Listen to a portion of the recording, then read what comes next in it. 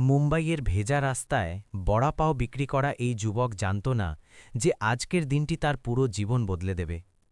রোজকার মতো সে তার ঠেলার পাশে দাঁড়িয়েছিল, কঠোর পরিশ্রমে পেট চালানোর চেষ্টায় ছিল। ঠিক তখনই একটি লাক্সারি গাড়ি তার সামনে এসে থামল। গাড়ির ভেতরে বসা এক ধনী মহিলার নজর যখনই তার উপর পড়ল, তার বুক কেঁপে উঠল। কারণ সেই সাধারণ চেহারার মাঝে তার সেই ছোট ভাইয়ের ছায়া দেখতে পেল, যে এক দুর্ঘটনার পর 10 বছর আগে হঠাৎ নিখোঁজ হয়ে গিয়েছিল। সেই মুহূর্ত ছিল যখন এক সামান্য বড়াপাও বিক্রেতা যুবকের পরিচয়, তার পরিশ্রম এবং তার পুরো অতীত প্রশ্নের মুখে এসে দাঁড়াল। সত্যি কি এই যুবক সেই ধনী মহিলার ভাই?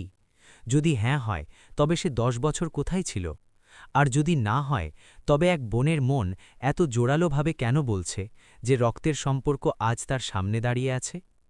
এই কাহিনী শুধু আমির আর গরিবের নয়, এই কাহিনী হল পরিচয়ের, প্রতীক্ষার এবং সেই সম্পর্কের যা সময় ও পরিস্থিতি সত্ত্বেও কখনো ভেঙে যায় না। এই ভাবুক এবং হৃদয়স্পর্শী কাহিনীটি শেষ পর্যন্ত অবশ্যই শুনুন, কারণ প্রতিটি মোড়ে একটি নতুন সত্য আপনার জন্য অপেক্ষা করছে। মুম্বাইয়ের সে সন্ধ্যাটি ছিল ভেজা। 2023 সালের বর্ষার হাওয়া রাস্তায় দৌড়াচ্ছিল এবং আকাশ থেকে পড়া বৃষ্টির ফোঁটা শহরের ক্লান্তি ধোয়ার চেষ্টা করছিল। ট্রাফিক সিগন্যালে কালো রঙের একটি দামি গাড়ি দাঁড়িয়েছিল। গাড়ির পেছনের সিটে বসেছিল কাব্য শর্মা।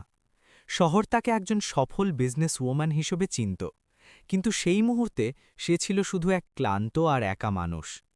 গাড়ির জানলা দিয়ে বাইরে তাকাতে তাকাতে তার আঙুলগুলো হালকা কাঁপছিল। বৃষ্টির ফোঁটা কাচের ওপর গড়িয়ে পড়ছিল, যেন তার হৃদয়ের ভেতরে জমা বছরের পুরনো ব্যথা বের করে আনছে। তখনই তার নজর রাস্তার ধারে দাঁড়িয়ে থাকা এক সাধারণ মানুষের ওপর পড়ল। ভেজা কাপড়ে মাথায় পুরনো এক টুকরো কাপড় দিয়ে সেই লোকটা তার ঠেলা ঠেলছিল। ঠেলার ওপর গরম বড়াপাওয়ের ভাপ উঠছিল। হঠাৎ কিছু একটা অদ্ভুত ঘটল। কাব্যের হৃৎস্পন্দন বেড়ে গেল। লোকটাকে বিশেষ কিছু মনে হচ্ছিল না, সাধারণ মানুষের মতোই রোজগার কঠোর পরিশ্রম করছে।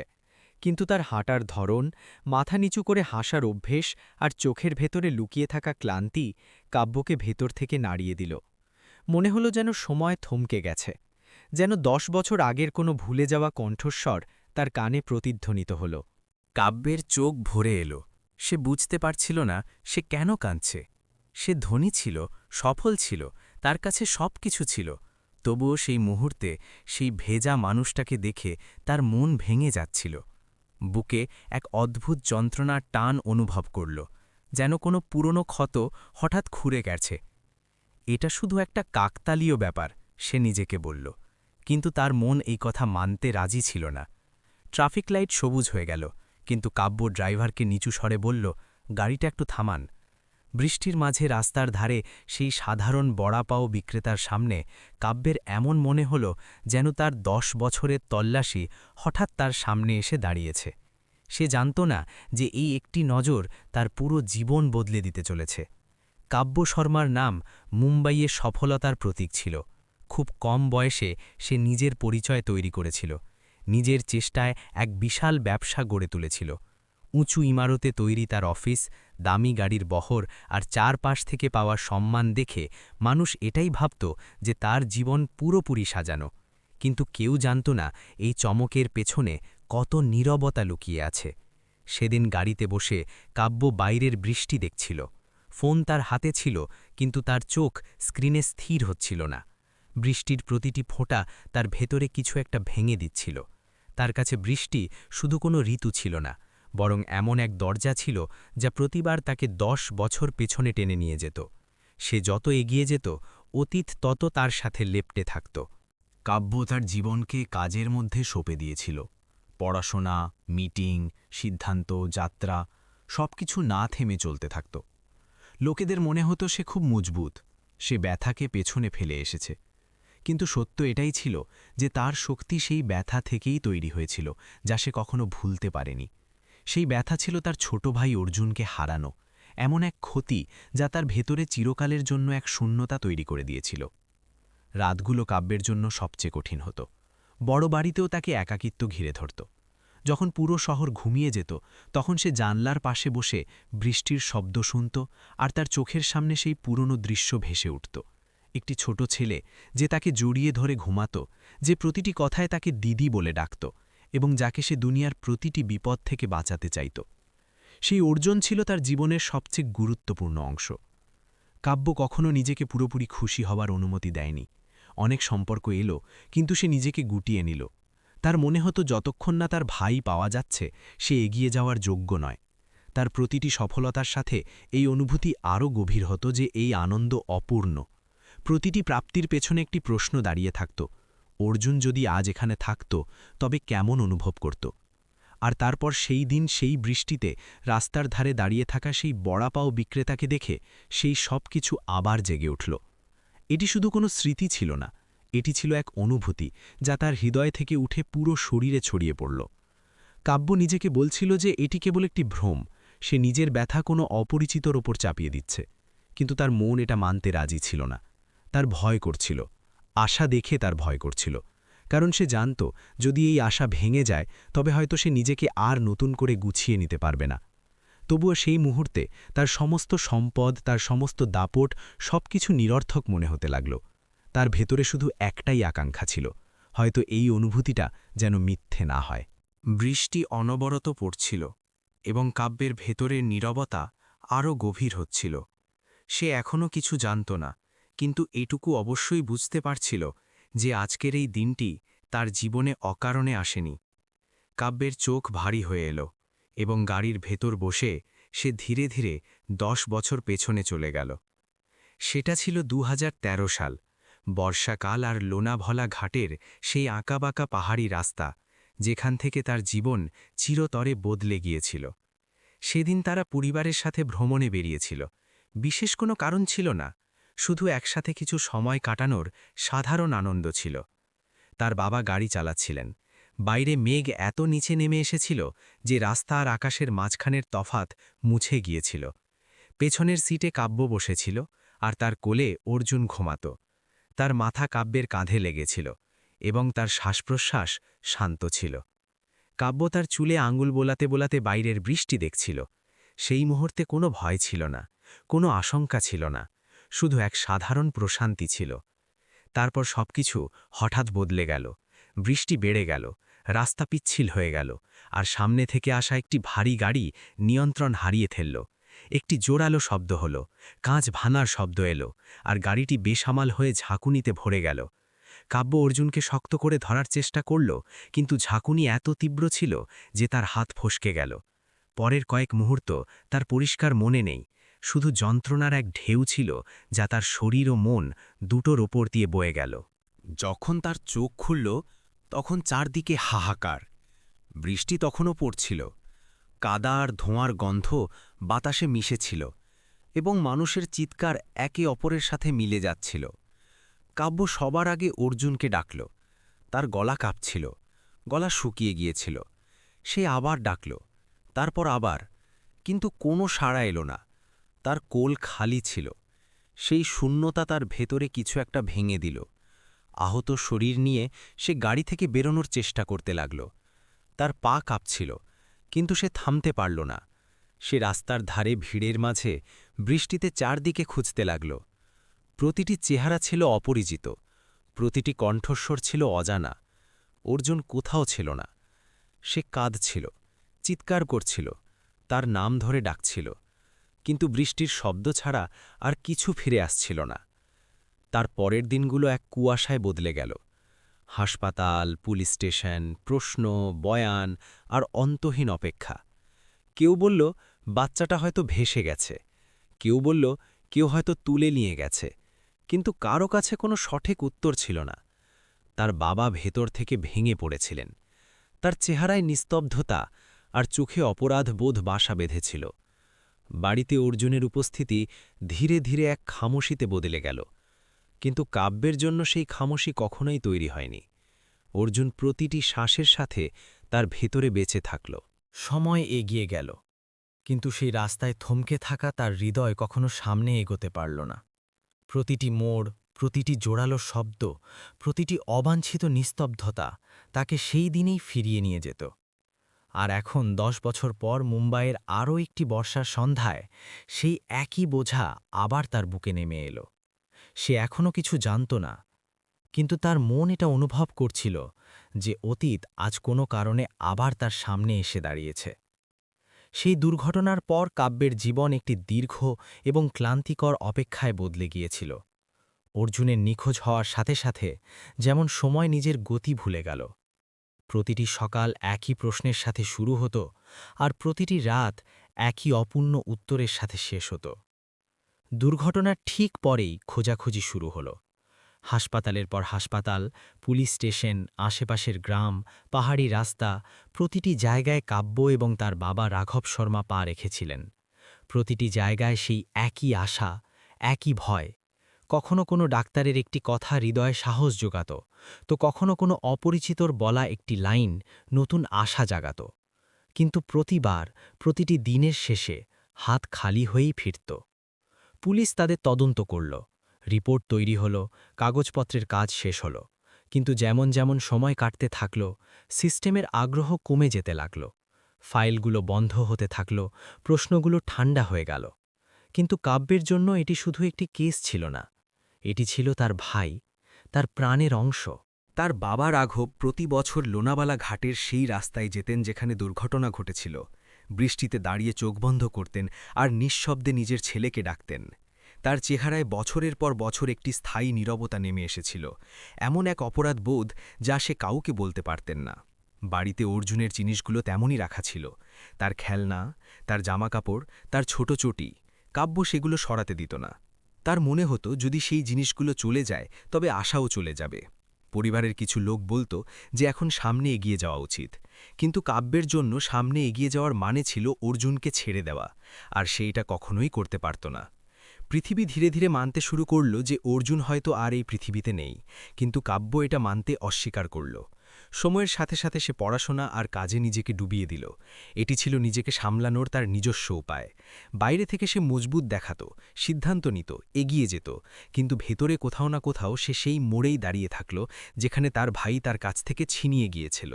রাঘব শর্মা বয়সের সাথে সাথে আরও নীরব হয়ে গেলেন। তাদের চোখে ক্লান্তি আর হৃদয়ে একটাই প্রশ্ন বাসা বেঁধেছিল যে তারা কি কখনো তাদের ছেলেকে আবার দেখতে পাবে।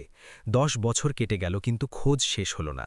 সেই খোঁজ শুধু রাস্তা আর অফিস থেকে বেরিয়ে কাব্যের হৃদয়ে বাসা বেঁধেছিল। প্রতিটা চেহারায়, প্রতিটা ভিড়ে, প্রতিটা অজনবী মানুষের চোখে সে অর্জুনকে খুঁজতে থাকত। আর সম্ভবত এই কারণেই সেদিন মুম্বাইয়ের বৃষ্টিতে রাস্তার ধারে দাঁড়িয়ে থাকা সেই বড়াপাওবালাকে দেখে তার হৃদয় এভাবে কেঁপে উঠল। সে তখনও জানত না যে তার এই খোঁজ এখন নিজের শেষ মোড়ের দিকে এগিয়ে চলেছে, কিন্তু এটুকু নিশ্চিত ছিল যে যে আশা তাকে 10 বছর ধরে বাঁচিয়ে রেখেছিল, সেই আশাই এখন তার জীবনকে আরও একবার বদলে দিতে চলেছে। অর্জুন শর্মার জীবন সেই দুর্ঘটনার পর যেন এক খালি পাতা হয়ে গিয়েছিল, যার ওপর কেউ কখনো তার নাম লেখেনি। যখন সে চোখ খুলল, তখন সে এক অজানা জায়গায় ছিল। মাথায় প্রচণ্ড ব্যথা ছিল, শরীর দুর্বল ছিল, এবং আশেপাশে উপস্থিত চেহারাগুলো তার জন্য পুরোপুরি অপরিচিত ছিল। কেউ তাকে এটা বলতে পারল না যে সে কে, কোথা থেকে এসেছে, বা কার ঘরের ছেলে। কিছুদিন পর্যন্ত লোক তার কাছে এলো, প্রশ্ন করল, অপেক্ষা করল, কিন্তু যখন কেউ তাকে নিতে এলো না, তখন সেই অপেক্ষাও ধীরে ধীরে শেষ হয়ে গেল। বিনা পরিচয়ে আর বিনা আশ্রয়ে সে চুপচাপ পৃথিবীর এক কিনারে দাঁড়িয়ে রয়ে গেল। যে বয়সে বাচ্চারা ঘরের সুরক্ষায় বড় হয়, অর্জুন রাস্তায় বাঁচতে শিখে নিল। কখনো কেউ তাকে খাবার দিয়ে দিল, কখনো কেউ তাচ্ছিল্য করে তাড়িয়ে দিল। খিদে তার জন্য কোনো নতুন জিনিস রইল না, ওটা তার অভ্যেস হয়ে গেল। সে জায়গায় জায়গায় ঘুরে বেড়াতে লাগল। কখনো মন্দিরের বাইরে শুয়ে থাকত, কখনো দোকানের শাটারের নিচে। রাতে যখন সে চোখ বন্ধ করত, তখন তার ভেতরে এক অদ্ভুত অস্থিরতা জেগে উঠত, যেন কেউ অনেক দূর থেকে তাকে ডাকছে। কিন্তু সেই আওয়াজ কার, সেটা সে কখনো বুঝতে পারত না।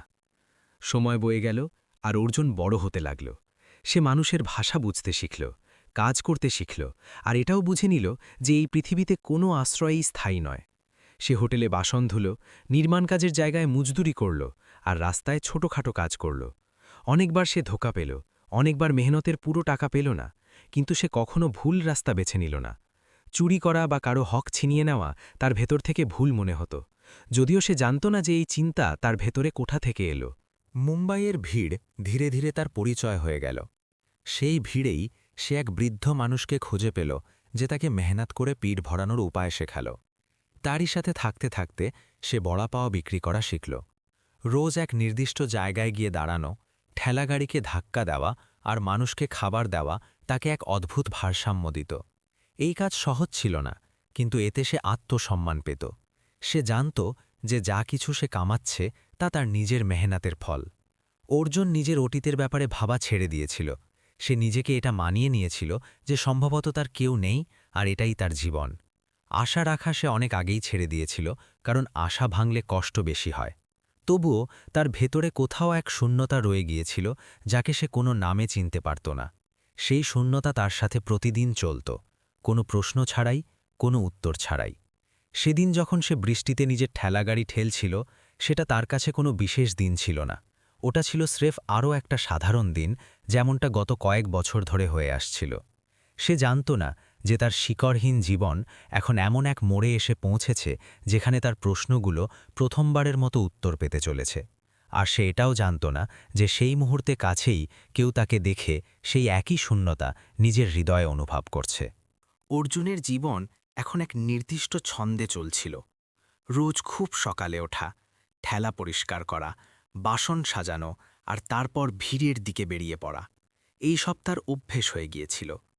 মুম্বাইয়ের রাস্তা কখনো থামত না, আর অর্জুনও সেই রাস্তারই অংশ হয়ে গিয়েছিল।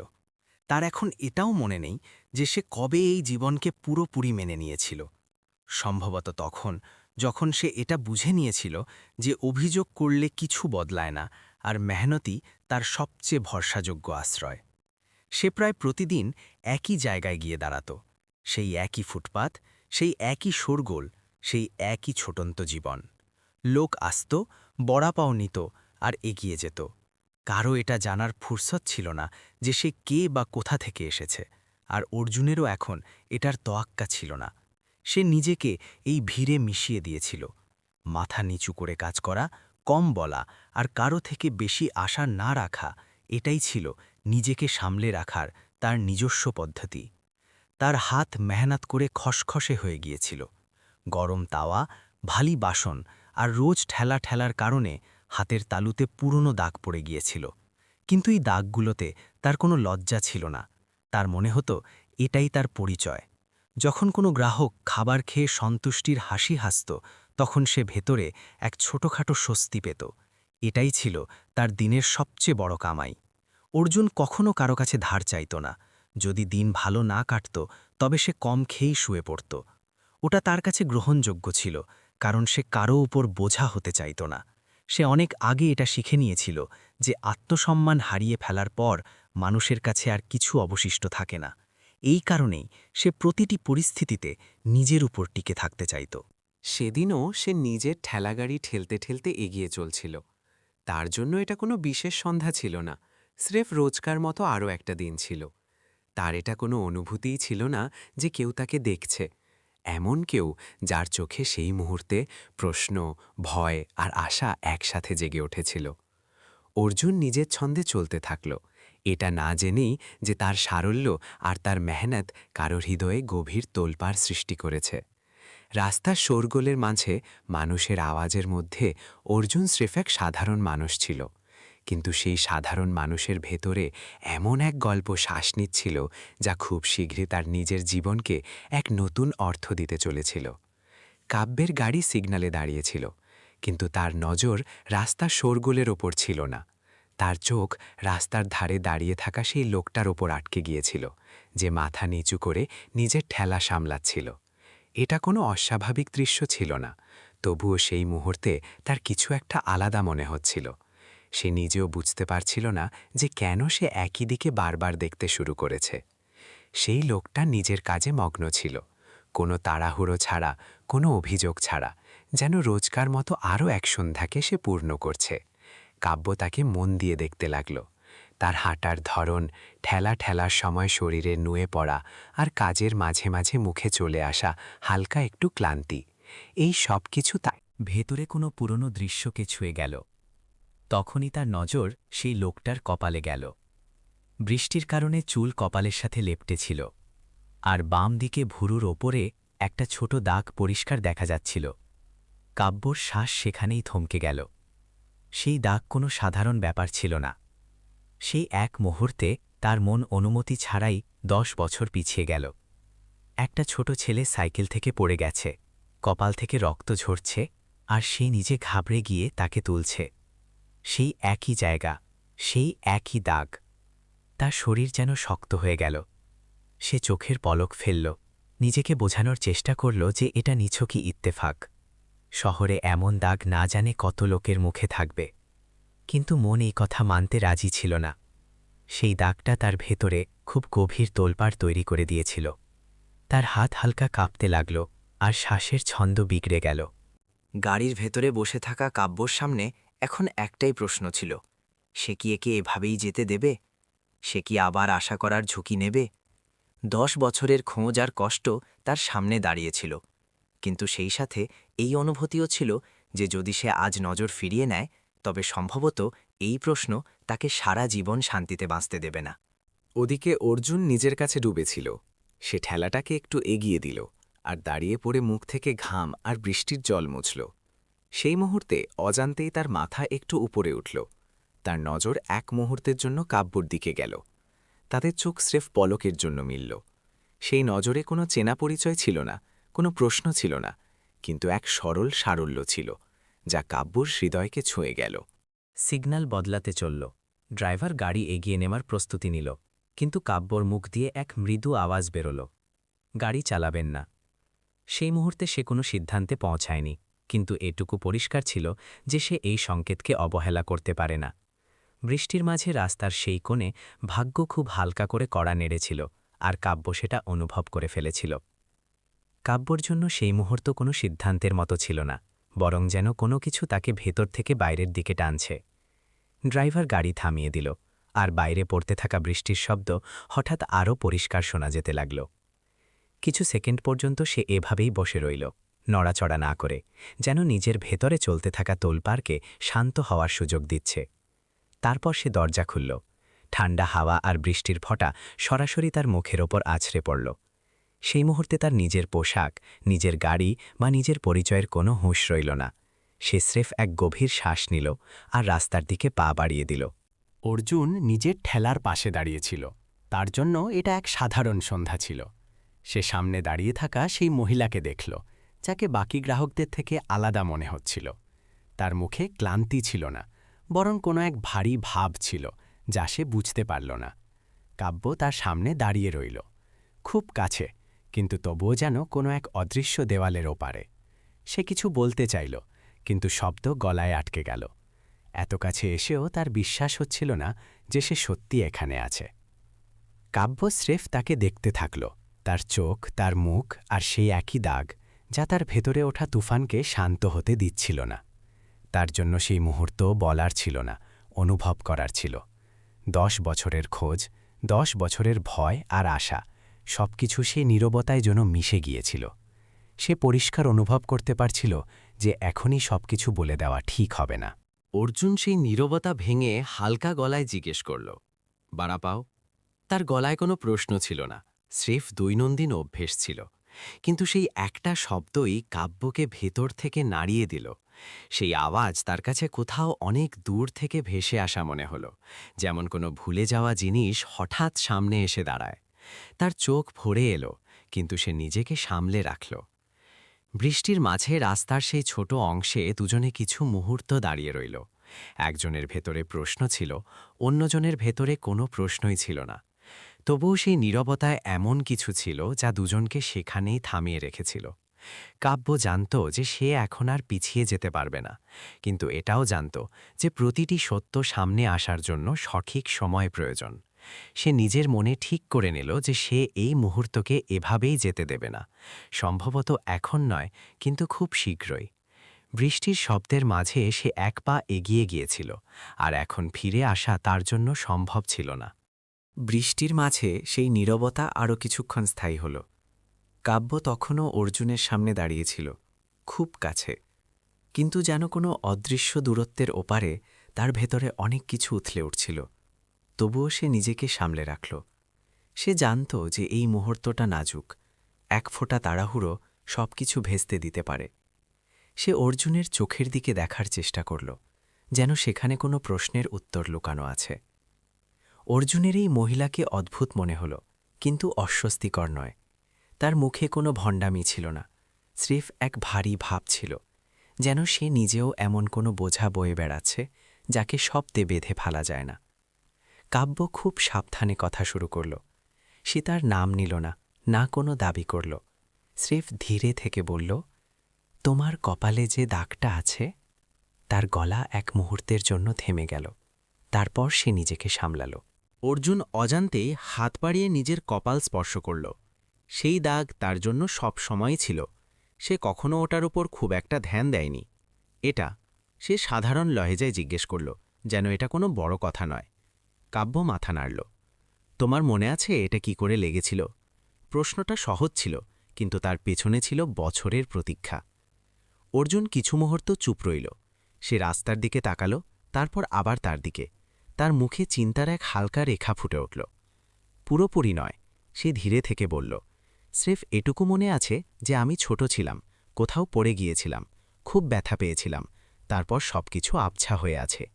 এটা বলতে গিয়ে সে নিজেও অবাক হচ্ছিল, যেন সে কোনো বন্ধ দরজায় হালকা ধাক্কা দিয়েছে। কাব্যের হৃদয়ে জোরে ধরফড় করতে লাগল, কিন্তু সে নিজেকে কবজায় রাখল। সে আরও এক পা কাছে এলো, কোনো তাড়াহুড়ো ছাড়াই। যখন তুমি পড়ে যেতে, সে খুব শান্ত স্বরে বলল, তখন খুব কাঁদতে, কিন্তু একটু পরেই আবার খেলার জেদ করতে। এটা কোনো বড় দাবি ছিল না, স্রেফ এক ছোট কথা, কিন্তু তার প্রভাব অর্জুনকে চমকে দিল। আপনি কি করে জানেন? সে জিজ্ঞেস করল। এবার তার গলায় কৌতূহল ছিল, সাথে এক হালকা ভয়ও। তার ভেতরে কিছু একটা নড়তে শুরু করেছিল, এমন কিছু যাকে সে চিনতে পারছিল না। কাব্য সরাসরি উত্তর দিল না, সে স্রেফ এটুকু বলল, কিছু স্মৃতি শব্দ দিয়ে নয়, অনুভব দিয়ে ফিরে আসে। এটা বলতে গিয়ে তার হাত হালকা কেঁপে উঠল, কিন্তু তার আওয়াজ স্থির রইল। অর্জুন গভীর শ্বাস নিল। তার হঠাৎ এমন মনে হল যেন তার ভেতরে কেউ খুব পুরনো কোনো কিছুকে স্পর্শ করেছে, কোনো ছবি, কোনো আওয়াজ, কোনো নাম, যা পরিষ্কার ছিল না কিন্তু অস্তিত্ব ছিল। আমার মাঝে মধ্যে মনে হয়, সে ধীরে থেকে বলল, যেমন কোনো খুব জরুরি কিছু হারিয়ে গেছে। এটা প্রথমবার ছিল যখন সে এই কথা কাউকে বলল। তার মুখে বিভ্রান্তি ছিল, কিন্তু তারই সাথে এক হালকা আশাও ছিল, যা সে নিজেও বুঝতে পারছিল না। কাব্য এটা শুনতেই চোখ বন্ধ করে নিল। তার ভেতরের বাঁধ ভেঙে যাওয়ার উপক্রম হয়েছিল, কিন্তু সে নিজেকে আটকে নিল। সে জানত যে এখন পুরো সত্যি সামনে আনার সময় নয়, এটা স্রেফ শুরু ছিল। একটা দরজা একটুখানি খোলা হয়েছিল, আর তার পেছনের আলো এখন দৃশ্যমান হতে শুরু করেছে। রাস্তার সেই কোণে দুই জীবন মুখোমুখি দাঁড়িয়েছিল। নামগুলো এখনও না বলা রয়ে গিয়েছিল, সম্পর্কগুলো এখনও চুপ ছিল, কিন্তু স্মৃতির দরজা খুলে গিয়েছিল, আর একবার খোলার পর ওটা বন্ধ করা এখন আর কারো সাধ্যের মধ্যে ছিল না।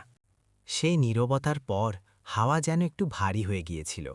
কাব্যর মনে হল যেন সেই সত্য, যাকে সে 10 বছর ধরে নিজের ভেতরে চেপে রেখেছিল, এখন তার বুকে আর জায়গা হচ্ছে না।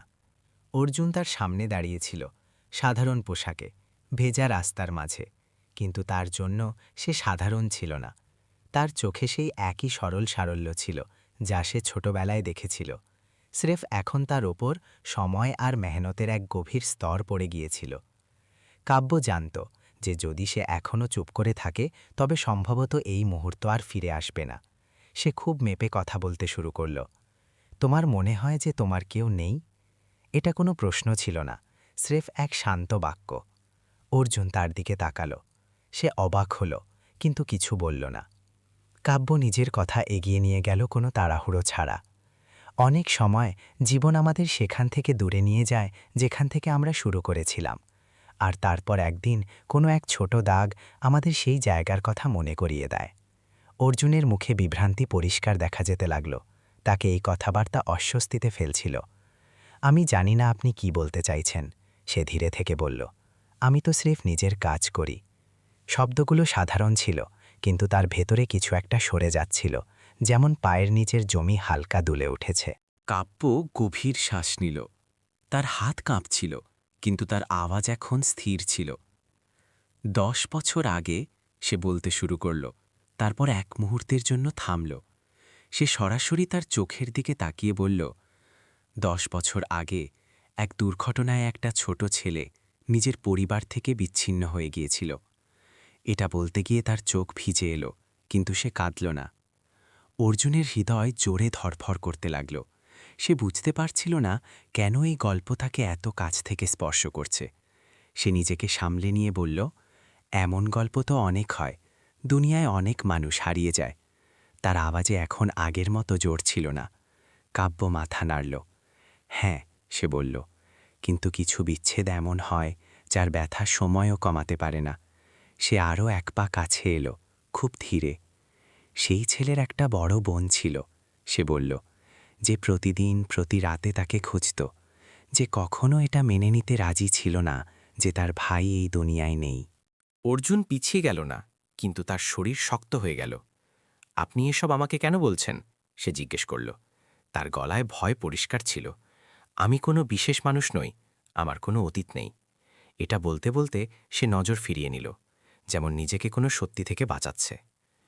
কাব্যর বুক ভরে এলো, কিন্তু সে নিজেকে সামলে রাখল। মাঝে মধ্যে সে খুব শান্ত স্বরে বলল, অতীত আমাদের মনে থাকে না, কিন্তু অতীত আমাদের ছেড়ে যায় না। সে এখানেই থেমে গেল। এর চেয়ে বেশি একটা শব্দ বলাও এই মুহূর্তকে ভেঙে দিতে পারত। বৃষ্টি অনবরত পড়ে যাচ্ছিল। দুজনে কিছু মুহূর্ত পর্যন্ত চুপচাপ দাঁড়িয়ে রইল। এটা সেই মোড় ছিল যেখান থেকে পিছিয়ে আসা সহজ ছিল, কিন্তু এগিয়ে যাওয়ার জন্য সাহসের প্রয়োজন ছিল। কাব্য আর অর্জুন দুজনেই এটা অনুভব করছিল যে এখন রাস্তা বদলে গেছে, যদিও সত্যিটা এখনও পুরোপুরি বলা হয়নি। কাব্যর শেষ কথার পর যে নীরবতা নামল, সেটা আর সাধারণ ছিল না। সেই নীরবতা ভারী ছিল, যেন হাওয়ায় কোনো একটা বোঝা ভাসছে। অর্জুন মাথা নিচু করে নিল। বৃষ্টির ফোঁটা তার পায়ের কাছে জমা হচ্ছিল, কিন্তু তার সেদিকে খেয়াল ছিল না। তার ভেতরে কিছু একটা ভাঙছিল, যেন এতক্ষণ যে জমিনের উপর সে দাঁড়িয়েছিল তা হঠাৎ কাঁপতে শুরু করেছে। সে এখনও পুরোপুরি বুঝতে পারছিল না যে এসব কেন হচ্ছে, কিন্তু এটা পরিষ্কার ছিল যে সে আর আগের মতো নেই। সে নিচু স্বরে বলল, আপনি যা বলছেন তা আমার জন্য সহজ নয়। তার গলায় এখন আর আগের মতো কঠোরতা ছিল না, বরং ক্লান্তি ছিল। আমি আমার জীবন যেমন তেমন করে গড়েছি। যদি আমি একে প্রশ্নের মুখে দাঁড় করিয়ে দিই, তবে আমার কাছে আর কি অবশিষ্ট থাকবে? এ কথা বলতে বলতে সে নিজের হাতের তালু শক্ত করে মুষ্টিবদ্ধ করল, যেন নিজেকে সামলে নেওয়ার চেষ্টা করছিল। কাব্য তার দিকে তাকাল। সে এগিয়ে এসে তাকে ছোঁয়ার চেষ্টা করল না। সে শুধু সেখানেই দাঁড়িয়ে রইল, তার অবস্থা বুঝতে পেরে। আমি তোমার থেকে কিছু কেড়ে নিতে আসিনি, সে খুব শান্ত স্বরে বলল। আমি শুধু এটা চাইনি যে তুমি এটা মনে করে বেঁচে থাকো যে তুমি কখনো কারো জন্য প্রয়োজনীয় ছিলে না। তার শব্দগুলো ছিল সহজ, কোনো চাপ ছাড়াই। অর্জুন চোখ বন্ধ করে নিল। তার মনে কিছু আবছা ছবি ভেসে উঠল এবং তারপর মিলিয়ে গেল। কোনো মুখ পরিষ্কার ছিল না, কোনো নাম ছিল না, কিন্তু একটা অনুভূতি ছিল, যেন কোনো এক সময়ে সে কোথাও সুরক্ষিত ছিল। এই অনুভূতি যতটা হালকা ছিল, ঠিক ততটাই ভয়ঙ্কর। তার মনে হলো যেন তার এখন পর্যন্ত থাকা পরিচয় ভেঙে পড়ছে এবং তার নিচে অজানা কিছু খুলে যাচ্ছে। যদি এসব সত্যের কাছাকাছি হয়, সে ধীরে ধীরে বলল, তবে আমি জানি না যে আমি একে কিভাবে সামলাব। তার কণ্ঠে ভয় ছিল, রাগ নয়। এই ভয় সেই মানুষের ছিল যাকে হঠাৎ নিজের সম্পর্কেই সন্দেহ হতে শুরু করেছে। সে যে সারল্য আর পরিশ্রমের উপর ভর করে বেঁচে এসেছিল, তা সব এখনও তার কাছে আছে, কিন্তু সেগুলোর মানে বদলাতে শুরু করেছিল। কাব্য মাথা নাড়ল। কখনো কখনো সত্যি সাথে সাথে মেনে নেওয়ার জন্য হয় না, সে বলল। কখনো কখনো সত্য শুধু এটাই চায় যে আমরা যেন তা থেকে পালিয়ে না যাই। এ কথা বলতে গিয়ে তার চোখ ভিজে এলো, কিন্তু সে নিজেকে কাঁদতে দিল না। সে জানত যে এই মুহূর্তটি অর্জুনের জন্য কতটা ভারী। বৃষ্টি এখন হালকা হয়ে গিয়েছিল। রাস্তার শব্দগুলো ধীরে ধীরে ফিরে আসছিল, কিন্তু তাদের দুজনের মধ্যে এক অন্যরকম নিস্তব্ধতা ছিল। এই নিস্তব্ধতা কোনো তর্কের ছিল না, বরং সেই ভাঙনের ছিল যা তখন সৃষ্টি হয় যখন মানুষ প্রথমবার অনুভব করে যে তার জীবনের গল্প হয়তো পূর্ণ নয়। অর্জুন এখনও সত্যকে পুরোপুরি জানত না, কিন্তু এটা পরিষ্কার ছিল যে যে দরজা খুলে গেছে তার বন্ধ করা সহজ হবে না। এটি কোনো শেষের শুরু ছিল না, বরং এমন এক শুরু ছিল যা অনেক ধৈর্য আর সাহস দাবি করছিল। বৃষ্টি প্রায় থেমে গিয়েছিল, কিন্তু বাতাসে এখনও আর্দ্রতা আর শীতলতা মিশেছিল। অর্জুন সেখানেই দাঁড়িয়েছিল, যেন তার পা মাটিতে গেঁথে গেছে। তার ভেতরে এক অদ্ভুত নীরবতা ছড়িয়ে গিয়েছিল, এমন এক নীরবতা যাতে প্রশ্ন ছিল, ভয় ছিল এবং সেই আশঙ্কার ছায়া ছিল যে এখন যা সে শুনতে চলেছে তা তার জীবনকে সারা জীবনের জন্য বদলে দিতে পারে। সে অনুভব করছিল যে এই কথোপকথন এখন আর কোনো সাধারণ মোড়ে নেই। এটি তার পরিচয়ের সবথেকে কাছের ধ্রুবসত্যের সামনে দাঁড়িয়েছিল, যা থেকে সে এখন পর্যন্ত অজান্তে বেঁচে এসেছিল। কাব্য এক মুহূর্তের জন্য চোখ বন্ধ করল এবং দীর্ঘশ্বাস নিল। সে কোনো নাটকীয় শব্দ বেছে নিল না বা গলার স্বর উঁচুতে তুলল না। খুব শান্ত স্বরে সে বলল, সেই দুর্ঘটনায় যে ছেলেটি হারিয়ে গিয়েছিল তার নাম অর্জুন ছিল। এই নামটি যেন বাতাসে স্থির হয়ে গেল। অর্জুনের কানে সেই শব্দটি দেরিতে পৌঁছাল, কিন্তু যখন পৌঁছাল তখন সরাসরি তার ভেতরে গেঁথে গেল। তার শরীর শক্ত হয়ে গেল। সে কিছু বলতে চাইল, কিন্তু শব্দ যেন সেখানেই আটকে গেল। সেই নামের সাথে কোনো পরিষ্কার ছবি এলো না, কোনো পুরনো স্মৃতি জেগে উঠল না, কিন্তু এক গভীর পরিচিতি তার বুক আঁকড়ে ধরল, যেন এই নামটি কোনো এক সময় তার নিজের ছিল। কাব্য তাকে সময় দিল, তারপর সেই একই শান্ত স্বরে বলতে থাকল, আর সেই ছেলেটি আমার ছোট ভাই ছিল। তার কণ্ঠে কোনো দাবি ছিল না, কোনো জোর ছিল না, শুধু সত্য ছিল যা সে আর নিজের ভেতরে চেপে রাখতে পারছিল না। অর্জুন তার দিকে তাকালো। তার চোখে এখন আর বিরোধ ছিল না, রাগও ছিল না, শুধু এক গভীর শূন্যতা ছিল, যেন তার ভেতরে কিছু ভেঙে গেছে আর নতুন কিছু এখনও তৈরি হওয়া বাকি। না, সে অবশেষে বলল, খুব ধীরে, এটা এত সহজ হতে পারে না। তার শব্দগুলো দুর্বল ছিল। যদি আমি আপনার ভাই হতাম তবে আমার কিছু তো মনে থাকত। এ কথা বলে সে যেন নিজেকে বোঝানোর চেষ্টা করল, কিন্তু তার কণ্ঠে এখন আর সেই দৃঢ়তা ছিল না যা আগে থাকত। এটি সেই মানুষের কণ্ঠ ছিল যে লড়াই ছেড়ে দিয়েছে। কাব্য মাথা নাড়ল। আমি জানি, সে বলল, স্মৃতি সবসময় সাথে থাকে না। কখনো কখনো আঘাতের সাথে সেগুলো কোথাও হারিয়ে যায়, কিন্তু সম্পর্ক কোনো না কোনোভাবে বেঁচে থাকে। তার হাত হালকা কাঁপছিল, কিন্তু সে নিজেকে সামলে রাখল। আমি তোমাকে এসব মেনে নিতে বলছি না, আমি শুধু সত্য বলছি, যা আমি 10 বছর ধরে নিজের ভেতরে বয়ে বেড়াচ্ছি। অর্জুনের শ্বাস দ্রুত হয়ে এলো। তার ভেতরে কোনো ছবি পরিষ্কারভাবে ফুটে উঠল না, কিন্তু এক অনুভূতি অবশ্যই ছিল, যেন কোনো পুরনো বোঝার হঠাৎ একটা নাম পাওয়া গেছে। সে মাটির দিকে তাকালো। তার মনে হলো যেন তার পায়ের তলার মাটি এখন আর ততটা শক্ত নেই। তবে আমি কে? সে প্রশ্ন করল। এই প্রশ্ন অন্য কারোর কাছে নয়, নিজের কাছে ছিল। তার কণ্ঠে ভয় ছিল, কিন্তু এখন আর পালিয়ে যাওয়ার চেষ্টা ছিল না। কাব্য তার দিকে এক পা বাড়ালো, কিন্তু তাকে ছুঁল না। তুমি তাই আছো যা তুমি এখন পর্যন্ত ছিলে। সে বলল, পরিশ্রমী, সৎ এবং একাকী দাঁড়িয়ে থাকা মানুষ। তফাৎ শুধু এতটুকু যে এখন তুমি এটা জানতে পারো যে তুমি কখনো একাকী ছিলে না। তার চোখ থেকে জল বেরিয়ে এলো, কিন্তু সে তা মোছার চেষ্টা করল না। যদি তুমি চাও তবে আমি এখানেই থেকে যাব। কোনো জবাব এখন দিও না, শুধু এতটুকু জেনে নাও যে তোমার একটা ঘর ছিল এবং হয়তো এখনও আছে। অর্জুন চুপ রইল। তার ভেতরে তুফান চলছিল, কিন্তু বাইরে সে স্থির দেখাচ্ছিল। সে না হ্যাঁ বলল না না। তার নীরবতা এখন আর অস্বীকারের ছিল না, বরং সেই মানুষের ছিল যে প্রথমবার নিজের জীবনের গল্পকে নতুন করে দেখার সাহস সঞ্চয় করছে। রাস্তার শব্দগুলো ফিরে এসেছিল, লোকজন এগিয়ে যাচ্ছিল, কিন্তু অর্জুন সেখানেই দাঁড়িয়েছিল, এমন এক মোড়ে যেখান থেকে সামনের পথ আর আগের মতো কখনো হতে পারবে না। রাস্তার যানজন্যও ফিরে এসেছিল, কিন্তু অর্জুনের ভেতরে সবকিছু যেন থমকে গিয়েছিল। মানুষ যাতায়াত করছিল, গাড়ি এগিয়ে যাচ্ছিল, কিন্তু তার জন্য সময় এক জায়গায় আটকে ছিল। কাব্যের কথাগুলো এখনও তার কানে বাজছিল, কোনো আওয়াজ ছাড়া, কোনো চাপ ছাড়া। ভাই, ঘর, পরিচয়, এই শব্দগুলো এখন তার কাছে নতুন ছিল না, কিন্তু তাদের মানে বদলে গিয়েছিল।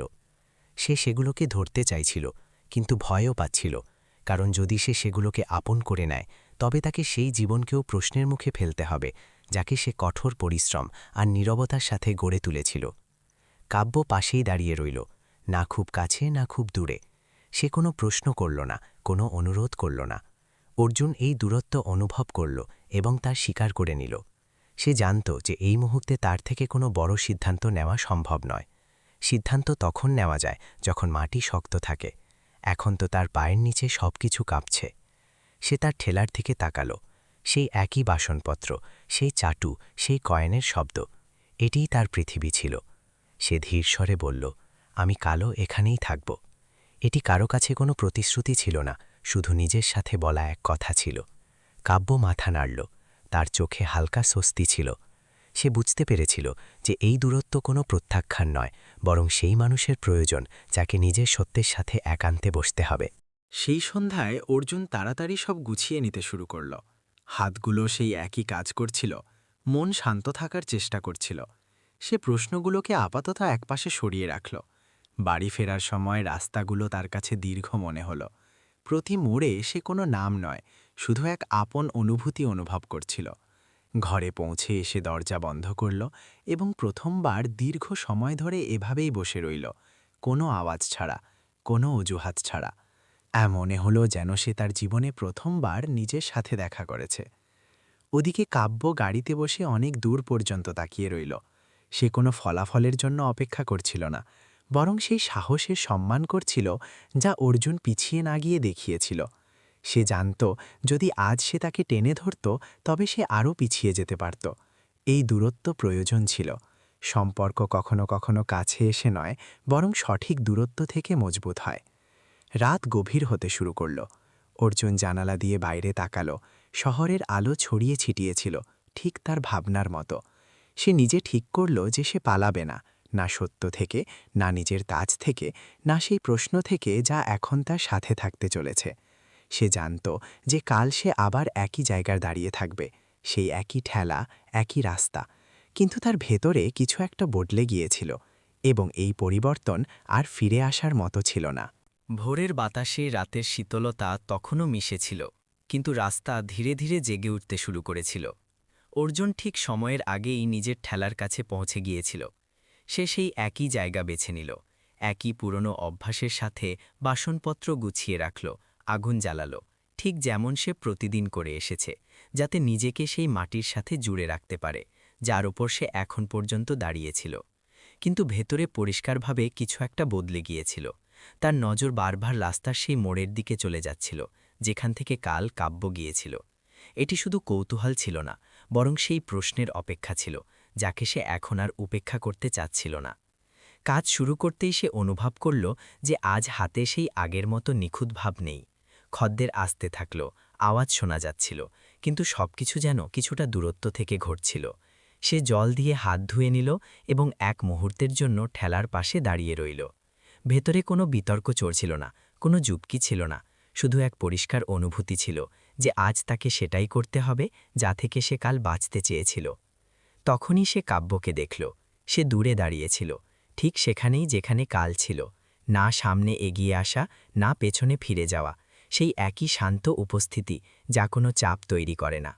অর্জুন এক পলক তাকে দেখল এবং তারপর ঠেলার দিকে ঘুরল। সে কাঠের ছোট বোর্ডটি উল্টে দিল, যার ওপর লেখা ছিল আজ বন্ধ। এটি কোনো বড় ঘোষণা ছিল না বা কাউকে বোঝানোর চেষ্টাও ছিল না। এটি শুধু এক সিদ্ধান্ত ছিল, ছোট কিন্তু পরিষ্কার। সে বাসনপত্র ঢেকে দিল এবং কোনো তাড়াহুড়ো না করে কাব্যের দিকে এগিয়ে গেল। কাব্য তাকে আসতে দেখল, কিন্তু তার শরীরী ভাষা বদলাল না। সে সেখানেই দাঁড়িয়ে রইল, যেন জানত যে এই মুহূর্তটি অর্জুনের। সে তার সামনে থামল। কিছুক্ষণ দুজনেই চুপ করে থাকল। তারপর অর্জুন খুব সাধারণ স্থির কণ্ঠে বলল, আমি এখনই সবকিছু ঠিক করতে পারব না। সে একটু থেমে আরও বলল, কিন্তু আমি সেই জায়গাটি দেখতে চাই যেখান থেকে এই গল্প শুরু হয়েছিল। তার কথায় কোনো ভয় ছিল না, শুধু একটি দিক নির্দেশনা ছিল। কাব্য মাথা নাড়ল। সে না কোনো খুশি দেখালো, না চোখের জল আটকাল। যখন তুমি তৈরি আছো, সে শুধু এতটুকু বলল। এই জবাব কোনো প্রতিশ্রুতির মতো ছিল না, বরং একটি খোলা দরজার মতো ছিল। অর্জুন প্রথমবার অনুভব করল যে তার ভেতরের বোঝা কিছুটা হালকা হয়ে গেছে। সে জানত যে পথ সহজ হবে না, কিন্তু অন্তত এখন সে এক জায়গায় দাঁড়িয়ে নেই। দুজন একসাথে হাঁটতে শুরু করল, না খুব কাছে, না খুব দূরে। রাস্তার শব্দগুলো ফিরে এসেছিল, শহর নিজের গতিতে চলছিল, কিন্তু তাদের মধ্যে এক স্থিরতা ছিল। অর্জুনের মনে হল যে সে নিজের জীবনে প্রথমবার এগিয়ে যাচ্ছে, এটা না জেনেই যে গন্তব্য কী হবে। আর এবার এই অজানা পথ তাকে ভয় দেখানোর বদলে আগলে রাখছিল। শহরের রাস্তাগুলো তাদের কদমের সাথে সাথে ধীরে ধীরে এগিয়ে যাচ্ছিল, যেন পথ নিজেই তাদের চেনে। অর্জুন আর কাব্য একসাথে হাঁটতে থাকল কোনো তাড়াহুড়ো ছাড়া। কোনো ঘোষণা ছাড়া। সকালের হালকা রোদ রাস্তায় ছড়িয়ে পড়ছিল এবং সেই আলোতে অর্জুন প্রথমবার এটা অনুভব করল যে এগিয়ে যাওয়া সবসময় কোনো বড় সিদ্ধান্ত দিয়ে নয়, বরং ছোট এবং সৎ পদক্ষেপ দিয়ে শুরু হয়। কিছুক্ষণের মধ্যেই তারা সেই পুরনো বাড়ির সামনে দাঁড়িয়েছিল যেখান থেকে কাব্যের স্মৃতির গল্প শুরু হয়েছিল। সেটি কোনো বিলাসবহুল জায়গা ছিল না, শুধু এক সাধারণ বাড়ি, যার দরজায় দাঁড়িয়ে মানুষকে নিজেকেই প্রশ্ন করতে হয়। অর্জুন সেই বাড়ির চৌকাঠের দিকে তাকাল। দেয়ালের সময়ের ছায়া ছিল এবং বাতাসে এক অদ্ভুত নিস্তব্ধতা। কোনো স্মৃতি হঠাৎ ফিরে এলো না, কোনো পুরনো দৃশ্য পরিষ্কার হয়ে সামনে এলো না, কিন্তু তার ভেতরে কিছু একটা স্থির হয়ে গেল, যেন দীর্ঘ সময় ধরে ছড়িয়ে ছিটিয়ে থাকা টুকরোগুলো এখন পালানো বন্ধ করেছে। কাব্য তার পাশে দাঁড়িয়ে রইল কিছু না বলে। সে না কোনো ছবি দেখালো, না কোনো প্রমাণ। সে জানত যে এই জায়গা অর্জুনের জন্য সত্যের চেয়ে বেশি একটি অনুভূতি হতে চলেছে। কিছুক্ষণ পর অর্জুন গভীর শ্বাস নিল। আমার সবকিছু মনে নেই, সে বলল।